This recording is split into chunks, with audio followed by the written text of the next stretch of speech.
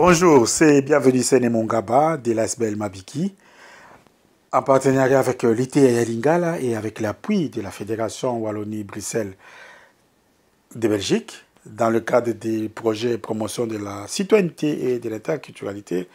Nous entamons cette série de vidéos sur l'Afrique pour vous permettre d'apprendre les bases de ces continents et de ces peuples. Donc, bienvenue sur Afrique pour les nuls, épisode 1. Nous allons commencer aujourd'hui. Ben voilà, et vous avez beaucoup entendu sur l'Afrique. Je vous propose d'oublier tout cela et que nous répartions sur de nouvelles bases. Donc, dans ce premier épisode, je vous propose les grands espaces d'où se sont partis les développements des différentes civilisations africaines. Mais d'abord, c'est quoi l'Afrique? Quelle superficie? Quelle population? Quelle langue? Quel climat? C'est de ça que nous allons essayer de voir dans ces premiers épisodes. En commençant d'abord par la superficie. C'est 30 370 000 km². Donc, je voudrais que vous vous imaginez, 30 370 000 km², c'est un peu 1000 fois la Belgique. C'est plus de 3 fois l'Europe. Ça, c'est l'Afrique. Donc, c'est un vaste territoire. Et par rapport à la population, il y a 1,3 milliard d'habitants qui habitent en Afrique. Donc, la diaspora africaine dans les autres continents représente environ 30 millions de personnes. Donc, cela veut dire qu'environ 2% des Africains sont installés en Europe, en Amérique, en Australie ou en Asie. Donc, à l'heure actuelle, la quasi-totalité des Africains habitent en Afrique, ce qui est normal. Hein? Donc, quand on vous dit que, voilà, on est envahi ou bien que les Africains sont... Non, la majorité des Africains sont en Afrique. Il y a 1,3 milliard d'Africains en Afrique. Et il y en a 30 millions répartis un peu dans le monde. Ça, c'est l'Afrique. Et l'Afrique compte actuellement 54 pays. On ne va pas tous les citer ici. Il suffit de vérifier dans nos cartes, la carte géographique.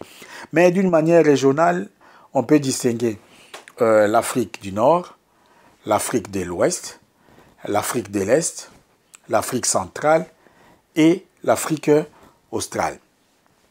Et par rapport aux langues, comment ça se passe? Au fait, les populations en Afrique sont organisées en communautés. Et chaque communauté a sa langue. Disons qu'il existe environ 2000 communautés linguistiques en Afrique actuellement. Cela veut dire qu'il y a à peu près 2000 langues. Vous allez dire, oh, c'est beaucoup. Bon, non. Rappelez-vous, j'ai dit, l'Afrique, c'est 30 370 000 km². Donc, ça veut dire que c'est à peu près 1000 fois la Belgique. C'est comme 1000 Belgiques. Bon, vous savez, prenons par exemple en Belgique, il y a combien de langues? Il y a 3 langues. Vous prenez fois 1000, ça fait 3000 langues. Donc en Afrique, il y a à peu près 2000 langues. Donc, ce n'est pas énorme. Mais avec ça, il y a aussi des grandes langues. Quand je dis grande, ce n'est pas par rapport à la valeur ou quoi, mais par rapport au nombre de personnes qui les parlent. Donc, on a par exemple l'arabe et le kiswahili, qui est parlé par plus de 150 millions de locuteurs. Et on a encore des langues comme les Yoruba, les Haoussa, les Lingala, l'Amharique, qui sont des langues qui sont parlées par plus de 20 millions, 30 millions, voire même 50 millions de locuteurs. Et on a encore une centaine de langues qui sont parlées par plus de 10 millions de locuteurs chacune de ces langues-là. Et on a aussi des petites langues. Il y a aussi des langues qui se meurent ou des langues qui vivent. C'est un peu l'exemple qu'on trouve partout dans le monde, quoi. Alors, l'Afrique n'a rien de particularité par rapport à ces langues. Mais il faut aussi noter quelque chose de très intéressant avec l'Afrique. Il n'y a jamais eu de conflits à cause de la langue. Donc, il y a d'autres raisons, mais pas pour les langues. Les populations africaines sont essentiellement multilingues. Donc, il est courant de rencontrer des personnes qui parlent plus de 3 langues. Par exemple, quelqu'un qui parle sa langue communautaire, la langue qui est parlée dans la région où il habite, ou dans la province, et la langue peut-être qui est parlée dans la région africaine où il habite. Donc, Et bon, vous pouvez aussi trouver des gens qui parlent les 4, 5, 6 langues. Donc, à part des gens qui habitent dans des grandes villes où peut-être tu vas parler une ou deux langues. Bon, à part les langues congolaises, les langues africaines, il y a aussi des langues héritées de la colonisation, comme le français, l'anglais, le portugais ou l'espagnol, qui sont aussi parlés en Afrique par une certaine catégorie de gens. Voilà, ça c'était par rapport à la communauté. Maintenant, il y a quelque chose aussi que je voulais parler pour préciser les bases, c'est le climat. Donc, l'Afrique est traversée par l'équateur et les deux tropiques. Donc, il y a donc essentiellement le climat équatorial et le climat tropical. Donc, cela implique que l'Afrique se situe dans la partie du monde généralement éclairée par le soleil de manière équilibrée.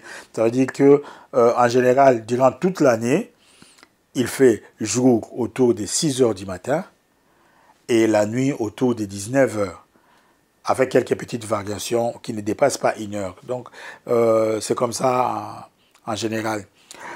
Bon, revenons au climat. Donc, on parlait de climat équatorial et climat tropical. Donc, le climat tropical est caractérisé par deux grandes saisons. Donc, il y a ce qu'on appelle la saison chaude. On l'appelle aussi la saison des pluies. Et il y a la saison fraîche ou la saison sèche.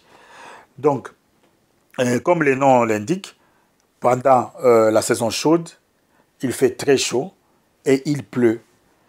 Donc, vous pouvez avoir une forte chaleur dans la journée et suivi d'une forte pluie dans la nuit. Ou l'inverse, vous avez une forte pluie dans la nuit ou le matin et l'après-midi, il y a un grand soleil qui éclate, donc qui est éclatant, disons. Donc, c'est ça un peu le climat tropical. Donc, dans le climat tropical, l'année est divisée en 4 saisons. J'ai dit 2 saisons, mais au fait, il s'agit de 4 parce qu'on a une grande saison de pluie et une petite saison de pluie. On a une grande saison sèche et une petite saison sèche. Donc, la grande saison des pluies va de septembre jusqu'à février. La petite saison sèche, qui vient juste après, va de février à mars. Puis, il y a la petite saison de pluie qui va de mars vers juin ou mai, comme ça. Et vous avez la grande saison sèche qui va de juin vers juillet. Bon, ça, les mois que j'ai donnés là, c'est juste une indication. Parfois, vous pouvez trouver des variations de 2 semaines, 3 semaines, selon un coin ou un autre. Ça, c'est le climat tropical. Il y a aussi ce qu'on appelle le climat équatorial. Dans le climat équatorial, il y a une seule saison. C'est la saison chaude ou saison de pluie. Cela veut dire que durant toute l'année, il fait chaud, puis il pleut, puis il fait chaud, puis il pleut. Donc, il y a le soleil et la pluie et c'est comme ça toute l'année. Donc, au niveau de l'agriculture, donc, vous n'avez pas de problème dans ces deux climats-là. Donc, comme je peux dire que par rapport aux tropiques, parce que pour comprendre ces climats, il faut se rendre compte que la ligne équatoriale, c'est là où le climat équatorial traverse des pays comme Sao Tomé Principe, Gabon, République du Congo, République démocratique du Congo, Ouganda, Kenya, Somalie. Ça, ces pays-là, c'est là où la ligne équatoriale, la ligne équateur passe. Les tropiques, on en a deux. Il y a les tropiques du Nord, on l'appelle aussi tropique des cancers, qui traverse le nord de l'Afrique, comme le nom l'indique, tropique du Nord. Ça passe par le Sahara occidental au sud du Maroc. Il y a la Mauritanie, il y a le Mali, l'Algérie, le Niger, la Libye, le Tchad et l'Égypte. Donc ça traverse l'Afrique comme ça au nord. Ça, c'est les tropiques du nord. Les tropiques du sud, c'est appelé aussi tropique du Capricorne. Et ça traverse le sud de l'Afrique. Donc à travers des pays comme la Namibie, le Botswana, l'Afrique du Sud, le Mozambique et le Madagascar. Donc c'est là aussi. Donc on a le tropique du Nord, l'équateur et les tropiques du Sud. Et ça règle le climat de l'Afrique. Voilà. Donc on devait parler maintenant de l'espace parce que c'est important ce que je vais parler pour comprendre la suite de ce qu'on parlera par rapport à l'Afrique. Donc par rapport à l'espace, je dis que l'Afrique est divisée principalement par trois grands espaces. Il y a le Sahara, il y a la forêt tropicale et il y a la vallée du Grand Rift. Les Sahara. Bon, aujourd'hui, il est essentiellement décrit comme un grand désert. C'est ce qu'il est. Mais les Sahara a-t-il toujours été un désert? Non. Non, il y a plus de 8000 ans, cette région était habitée par des agriculteurs. Donc, durant le nouvel âge de la pierre, le Sahara était fertile, avec plein d'arbres et un grand espace vert. Oui, oui, ces Sahara-là, c'était comme ça il y a 8000 ans. Et plusieurs cours d'eau arrosaient cette région. Ça veut dire de la Mauritanie à l'Égypte actuelle. Des archéologues ont découvert plusieurs outils en pierre taillée, des harpons en os, des hameçons. Donc il y a pas mal de trucs. Et dans les grottes, on a découvert des peintures murales qui montrent des images d'animaux, des humains et d'autres biens utilisés par les premiers Africains qui habitaient cette région. Et certaines peintures montrent des gens qui circulent sur des chariots, des chevaux. Les caravanes reliaient l'actuelle Tunisie à la Mauritanie ou de la Guinée jusqu'à la Libye. Donc pour Molefi Kete Asante, c'est un grand historien de l'Afrique actuelle, il est aux États-Unis, il dit que le Sahara peut être vu comme comme un point où s'est répandu des civilisations africaines. Pas toutes les civilisations africaines, on verra qu'il y a 3 espaces, mais le Sahara, c'est l'un de ces espaces-là. Et les preuves archéologiques, comme on vient de le dire, attestent cette intense activité culturelle, industrielle et sociale qui était là. Donc, comme je disais, pour comprendre l'histoire de l'Afrique, il faut garder à l'esprit que ce fut une région habitée par les Africains qui, avec la désertification, il y a eu un mouvement de population. Certains sont partis à l'ouest, d'autres à l'est, et d'autres encore au sud ou au nord du nouveau désert qui est apparu. Donc, le changement climatique a commencé à montrer ses effets il y a environ 5000 ans, donc disons 3000 ans avant notre ère, et la quantité des pluies a continuellement baissé et les rivières se sont asséchées. Donc, à 1000 ans avant notre ère, disons que le Sahara était déjà vraiment un désert. Néanmoins, certaines populations attachées à leur région sont restées vivre dans des oasis. Donc, 500 ans plus tard, donc les chevaux, on a dit qu'il y avait des chevaux, les chevaux ont disparu. C'est les chameaux qui a remplacé les chevaux, parce que bon, les chevaux ne sait pas tenir dans ces conditions, mais les chameaux, bien oui. Donc c'était ça qui est arrivé. Donc, on voit qu'il faut bien retenir que les mouvements des populations a fait que on a petit à petit délaissé le Sahara parce qu'il faisait plus bien bon vivre. Beaucoup se sont approchés du Nil. On verra ce que ça va donner là-bas. Et ça, c'est le premier espace. Le deuxième espace en Afrique, c'est ce qu'on appelle la forêt tropicale. Donc, la région qui s'étend du sud du Sahara, bien sûr, jusqu'au Cap, en Afrique du Sud, peut être appelée la région... Non, pas peut être. C'est appelé la région de la forêt tropicale. Donc, il faut visualiser l'espace dont il est question ici. C'est presque 2 fois les continents européens. C'est comme si vous quittiez la Grande-Bretagne, vous allez jusqu'en Pologne, et vous rajoutez encore de la Grande-Bretagne jusqu'à Pologne. C'est cet espace-là qu'on est en train d'appeler la forêt tropicale. Donc, il contient aussi bien ce qu'on appelle la forêt équatoriale, les savanes et tout ces terres-là. Et comme nous l'avons dit, dans cette région tropicale, c'est la région, comment dirais-je, où il y a des pluies de manière régulière, où il y a le soleil éclatant. Donc, en général, il fait bon vivre. Donc la température permet de vivre sans trop faire appel à à la consommation de l'énergie non renouvelable. Donc, on utilise toujours le soleil, de l'eau et tout comme ça. Et les températures, comme je dis, varient entre 20 degrés et 34 degrés. Donc, les gens n'ont pas besoin de beaucoup de choses pour y vivre.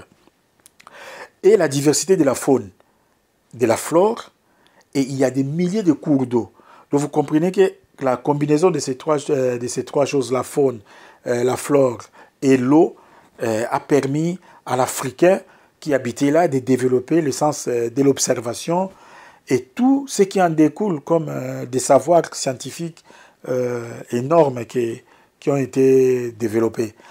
Bon, n'oublions pas que les sous-sols a permis aussi d'extraire des métaux comme du fer ou du cuivre. Donc, c'est cet espace-là que les recherches archéologiques ont montré qu'il y avait aussi une intense activité industrielle et culturelle. Donc, on a découvert pas mal d'outils en détail en pierre, des outils en os et un peu plus tard, les outils métalliques. Donc, les recherches archéologiques ont montré qu'il y avait une grande activité industrielle, culturelle et philosophique et même scientifique hors norme dans cette partie, comme nous le verrons dans des prochains épisodes. Donc, le peuple qui occupe cette région jusqu'à aujourd'hui, dès les premières heures de l'humanité, ont su fournir au monde donc toute une série de connaissances vitales en rapport avec l'environnement, en rapport avec la médecine, en rapport avec les plantes, la musique, les arts, les mathématiques. Donc il y avait une grande production, comme nous le verrons par la suite, ces peuples-là nous ont légué. Maintenant, ça c'était le deuxième espace, la forêt tropicale. Le troisième espace, c'est la vallée du Grand Rift. Donc le Grand Rift est cette partie orientale de l'Afrique qui va du Mozambique jusqu'à la Corne de l'Afrique. Donc, du point de vue géologique, il y a presque 35 millions d'années, énorme, avant même l'apparition de l'homme, ce qu'on appelle la dérive des continents s'est passé. Une plaque tectonique s'est détachée de l'autre plaque tectonique. Donc, c'est ainsi que l'Afrique s'est séparée de l'Arabie, de la plaque de l'Arabie. Et entre-temps, une autre séparation géologique a été entamée entre le reste de l'Afrique et ce qu'on peut appeler l'Est africain, qui a commencé à peu près il y a 15 millions d'années. Tout ça aussi, donc avant l'apparition de l'homme. Donc, et ça a créé une grande vallée que l'on appelle le Grand Rift. Et cette vallée a généré des grands types de reliefs, comme des montagnes à très haute altitude et des lacs étendus et profonds. Donc la partie ouest de la vallée est appelée aussi les rifts occidentales. Il comporte plusieurs montagnes avec des altitudes parmi les plus élevées du monde. Donc on peut citer par exemple les monts Virunga, Mitumba, la montagne de Rwenzori, qui sont vraiment énormes. Et dans la partie sud de la vallée, on rencontre beaucoup de lacs. C'est pour ça qu'on appelle ça même la région des Grands Lacs. Donc on peut citer par exemple le lac Nyanza ou Kerewe, appelé aussi lac Victoria. C'est énorme, c'est 68 000 km². Donc vous imaginez, c'est à peu près 2 fois la Belgique, ces lacs-là. Et on a le lac Tanganyika, qui est à peu près 31 000 km, 33 000 km². C'est aussi grand que la Belgique. On a le lac Malawi, tout aussi grand que la Belgique, comme 30 000 km². On a des petits, relativement petits, comme le lac Turkana, c'est 6 000 km². Lac Rukwa, lac Mvuta-Nzige, qu'on appelle aussi lac Albert. Anciennement, on l'appelait aussi lac Mobutu, ça c'est 5 000 km². Donc je disais que le lac Mvuta-Nzige, c'est 5 000 km². Le lac Moero, c'est aussi 5 000 km². Il y a le lac Luta Nzige, qu'on appelle aussi lac Édouard. Anciennement, on l'appelait lac Idi Amin. Voilà, ça aussi c'est un peu petit, 2000 km². Mais quand je dis petit 2000 km², vous comprenez que c'est Bruxelles. Hein. Donc ce sont des champs énormes. Donc ça c'était le rift sud méridional. Maintenant le rift oriental qui est la partie qui va jusqu'à la mer Rouge et l'océan Indien. Là nous avons aussi des lacs comme des lacs Magadi ou Bogoria et d'autres. Voilà. Donc c'est aussi une région où il y a une grande activité volcanique dans le Grand Rift, dans la vallée du Grand Rift, avec des montagnes comme Karisimbi, Kenya, Kilimanjaro, Meru, Nirangongo. Donc, ce sont les cratères de Tanzanie. C'est vraiment des montagnes volcaniques. Donc, c'est ça, c'est ce qu'on appelle le Grand Rift. Et il faut, ça c'est important, ce que je vais dire, il faut bien le retenir, c'est dans les Grands Rifts que les recherches archéologiques situent les berceaux de l'humanité. Ça veut dire que les plus vieux ossements humains rencontrés se trouvent dans cette partie-là du Grand Rift. Donc c'est là où l'humanité est partie pour occuper d'abord l'Afrique et ensuite d'autres sont partis occuper d'autres coins du monde. Donc, comme je pouvais dire, on a à côté du Sahara et de la forêt tropicale, il y a le Grand Rift Valley qui constitue le troisième pôle dans la compréhension des civilisations qui se sont développées en Afrique noire depuis plus de 26 000 ans. Hein, donc c'est une des longues civilisations comme nous les verrons dans les prochains épisodes. Mais avant de terminer, je voulais parler de quelque chose qui est très important aussi à retenir. Ça veut dire que les Africains découvrent très tôt la transformation du minerai de fer en métal avant les autres parties du monde. Donc, on a la métallurgie, la sidérurgie a déjà été développée en Afrique. On situe l'âge de fer 1200 avant notre ère, où il y a vraiment l'usage du fer qui se répand dans les trois foyers générateurs des civilisations africaines, comme j'ai dit, le Sahara, la forêt tropicale et le Grand Rift Valley. Voilà, donc on peut dire avec Molefi, parce qu'on s'est beaucoup inspiré des travaux de Molefi pour Molefi qui était à santé, que le développement du Méroé, ça on verra dans la suite, dans la vallée du Nil, constitue un tournant dans l'histoire des peuples d'Afrique. Merci de nous avoir suivis. Et pour nos prochains épisodes, abonnez-vous sur nos chaînes YouTube Mabiki Wavre ou bien Liteya Yalingala. Vous pouvez aussi nous voir sur nos sites internet liteyalingala.com ou bien mabiki.net. Attention, liteyalingala.com. Il n'y a pas le ya au milieu. Liteyalingala attaché, liteyalingala.com, mabiki.net. Dans le prochain épisode, nous parlerons de grandes périodes de l'histoire de l'Afrique. Voilà, merci. C'était Bienvenue, c'est Nemon Kaba de l'SPL Mabiki. À la prochaine. Bye bye.